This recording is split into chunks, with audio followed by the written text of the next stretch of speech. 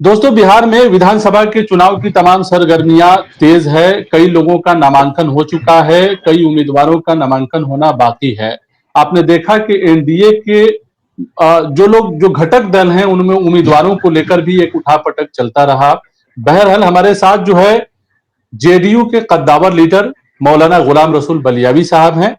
बलियावी साहब, सबसे पहले स्वागत है, खैरमकदम है आपका हमारे इस प्रोग्राम में। पहला सवाल यही है कि बिहार चुनाव को लेकर जो है एक डिमांड लोग कर रहे थे कि अकलियतों को आबादी के एतबार से नुमाइंदगी दी जाएगी। आप भी ये सवाल जो है कई बार उठाते रहे हैं, लेकिन अगर देखा जाए जेडीयू में तो सिर्फ 4 लोगों को, 4 मुसलमानों को जो है टिकट मिला है। तो 18% आबादी है, 4 लोगों को टिकट मिला है, तो इसको किस नजरिए से आप देखते हैं? देखिए, एक तो जो पिछले 2020 में 11 मुस्लिम उम्मीदवार बिहार के वजीर आला और पार्टी के राष्ट्रीय अध्यक्ष जनाब नीतीश कुमार साहब ने दिया था और 11 मुसलमान हार गए।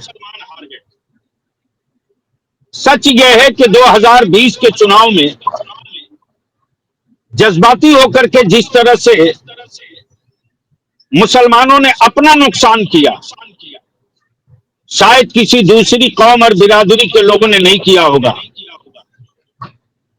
हाँ, ये जरूर है कि कुछ सीटें और मिलनी चाहिए थी, लेकिन हम तो गुजारिश करेंगे कि जो 4 दिया गया 4 जिता दीजिए ना, ताकि आइंदा 14 का दावा बन जाए आपका। यानी जब इससे 11 आप बेसी का लोग दावा बन उम्मीदवार जाए देते आपका। हैं, तो ये खौफ था क्या कि पिछले बार जो है 11 उम्मीदवारों को आप लोगों ने मैदान में उतारा, 11 जो उम्मीदवार थे वो चुनाव नहीं जीते, तो इस बार जो है वो तादाद घटा दी गई कि कहीं फिर से ना वो चुनाव में हार जाएं? ये एक डर था, इसके वजह से हुआ, या नहीं नहीं, कोई इसका और भी इसके पीछे लॉजिक काम कर रहा था? इसका न कोई डर है न कोई लॉजिक है। हार गए बावजूद उसके वो कौन सी चीज है जो मुख्यमंत्री नीतीश कुमार साहब ने सबको दिया हो, मुसलमानों को ना दिया हो? ये तो बात सारी पूरे बिहार के सभी तबके के लोग, सभी संजीदा लोग महसूस कर रहे हैं ना। तो ये एक तो बड़ा अब सवाल है ना, सवाल ये है कि नुमाइंदगी। जी, नुमाइंदगी नहीं मिलने नुमाइंदगी, से कहीं ना कहीं जो अकलियती आबादी है वो मायूस तो होती ही है। अब मैं आपको थोड़ी सी पीछे की तरफ ले चलूं, माजी की तरफ। जिन पॉलिटिकल पार्टियों को मुसलमानों ने बोरे में कस के वोट दिया, कभी डबल डिजिट में राज्यसभा कभी मुसलमान गया नहीं गया, लेकिन जब मुसलमानों ने वोट दिया और वोट के आधार पर विधानसभा में नहीं अगर नुमाइंदगी रही, तो बिहार के मुख्यमंत्री श्री नीतीश कुमार जी ने इंसाफ किया था। बलियावी राज्यसभा गए, अली अनवर अंसारी राज्यसभा गए, डॉक्टर एजाज अली राज्यसभा गए, कहकशा परवीन राज्यसभा गई।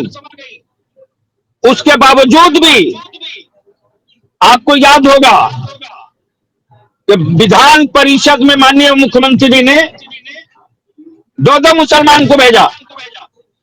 गुलाम गौस साहब गए, खालिद अनवर गए, आफाक अहमद खान साहब गए। इधर से न सही, इधर से दिया उन्होंने। तो एक सच तरह यह से है कि कहा जाए मुसलमान एक कदम आगे बढ़ जाए। तो मतलब ये आप मान के चलते हैं आप लोग कि मुसलमानों का वोट परसेंटेज जो है कहीं ना कहीं एनडीए में कम रहता है या जेडीयू को कम मिलता है, इसलिए उम्मीदवार भी कम दिया जाए, आप ये कह रहे हैं? नहीं, ऐसा कुछ नहीं। नुमाइंदगी 2010 में भी कम थी, लेकिन मुसलमानों ने जमकर वोट किया। हाँ, ये बात जरूर है कि मुसलमानों के बीच में 2020 में एनआरसी का तूफान खड़ा किया गया और हमारी लड़ाई कमजोर हो गई। हम लड़ रहे थे कि जिस तरह से दलित भाइयों के बच्चा बच्ची के लिए, अति पिछड़ा समुदाय के बच्चा बच्ची के लिए आवासीय विद्यालय बन रहा है, उसी तरह मुसलमान के बच्चा बच्ची को बने, और किशनगंज में माननीय मुख्यमंत्री नीतीश कुमार साहब ने शुरू कराया, लेकिन उसी बिल्डिंग को दिखा करके मुसलमानों को डराया लोगों ने और खौफ पैदा कर दिया।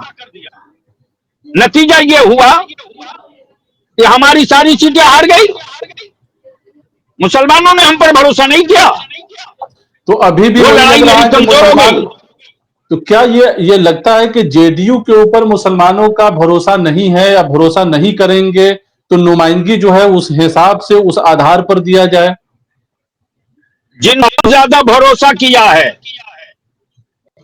मुसलमानों ने पिछले चुनाव में या आगे अगर गलतफहमी की बुनियाद पर करने जा रहे हैं, उनकी आबादी कितनी है और मुसलमानों की आबादी कितनी है, तय कर दिया आबादी के हिसाब से। उनका भी हिसाब लेना चाहिए महफूज साहब। क्योंकि ये सवाल जो है मौलाना गुलाम रसूल बलियावी साहब ये उठाते रहे हैं कि नुमाइंदगी मिलनी चाहिए आबादी के एतबार से, इसलिए आपसे ये सवाल है। बिल्कुल आपका सवाल सही है, जवाब भी सही है। नुमाइंदगी में कमी नहीं होगी। हम इल्तिजा और अपील करेंगे कि कुछ मत सुनिए, सिर्फ नीतीश कुमार को देखिए। तो आपने पूरा जिस बिहार घूमा, ईमानदारी से नहीं, जिस ईमानदारी से उन्होंने काम किया है, एहसास दिला दीजिए हम आपके साथ हैं। नुमाइंदगी में कमी नहीं होगी, मैं यकीन दिलाता हूं। तो आपने पूरे बिहार का एक तरह से दौरा किया, काफी दिनों से, 2 महीना 2.5 महीना से तो लगातार आप दौरा कर रहे हैं। चुनाव के प्रोस्पेक्टिव में चुनाव को देखते हुए सीमांचल, मिथिलांचल, चंपारण और बाकी जगहों पर लगातार आपका दौरा रहा है। तो क्या देख पाते हैं मुसलमानों के बीच में जो है पार्टी को लेकर क्या सरगर्मी है? क्या आप देख पा रहे हैं? बहुत सारे डिमांड और बहुत सारी मांगे तो आपसे भी लोग करते रहे हैं लगातार आपके सभाओं में। नहीं, बिल्कुल उनको हक है करने का। डिमांड करते हैं तो खुशी होती है कि चलो बेदारी लौट रही है। हमारे लोग हमसे सवाल नहीं करेंगे तो किससे करेंगे? लेकिन हमारे सवाल के साथ हमारी मांग भी तो लें। लेकिन इतनी बात मैं यकीन के साथ कह सकता हूं, जो मैंने घूमा है और जो मैंने देखा है, एक बहुत बड़ी मुस्लिम आबादी जो संजीदा है, बाशऊर है, वक्त और हालात को देख रहा है, उसने मुकम्मल तौर से आहत कर लिया है कि बिहार में मुख्यमंत्री नीतीश कुमार जी से बेहतर न पीछे कोई था न आगे कोई दिखाई दे रहा है। जो अमन, चैन, सुख, सद्भाव के साथ जो बिहार तरक्की कर रहा है, इस तरक्की में हमें मुसलमानों को भी कांधा लगाना चाहिए और ये यकीन दिलाना चाहिए कि बिहार के मुख्यमंत्री, आपने बिहार को आगे बढ़ाया है। इस तारीख में हम भी आपके कांधे से कांधा मिलाकर चल रहे हैं।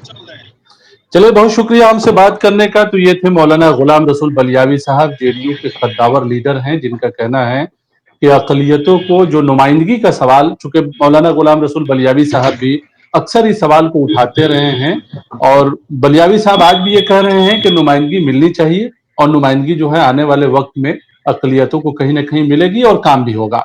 बहरहाल इस प्रोग्राम में इतना ही, हमें दीजिए इजाजत। शुक्रिया।